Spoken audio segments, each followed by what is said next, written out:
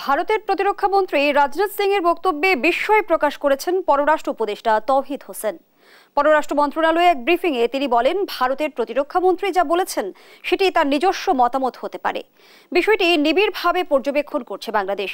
শেখ হাসিনাকে ভারত রাজনৈতিক আশ্রয় দিলে পরবর্তীতে তার জবাব চাওয়া হবে বলেও জানান পররাষ্ট্র উপদেষ্টা।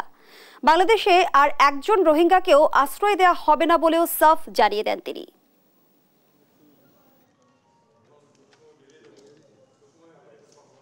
এই ধরনের কথা কেন বললেন? আমি এটার কোনো কারণ খুঁজে আমি কোনো অবস্থাতেই মনে করি না যে ভারতের সাথে আমাদের কোনো যুদ্ধবিগ্রহ হওয়ার সম্ভাবনা আছে। উনি এটা কি তার নিজের দেশের কনজাম্পশনের জন্য বলেছেন কিনা সেটা আমাদের বুঝতে হবে। আমি কোনো নিজার্ক রিয়াকশন দেখাতে চাই না। আমরা অবশ্যই এটা দেখবো যে উনি কেন এরকম কথা বলেছেন। খুব স্পষ্টভাবে বলেছি যে আমরা আর একজন রোহিঙ্গাকেও আশ্রয় দিতে রাজি না, কিন্তু কিছু ঢুকে যাচ্ছে এটা আমরা জানি। সেটাকে আমরা যতটুকু পারা যায় ঠেকানোর চেষ্টা করছি।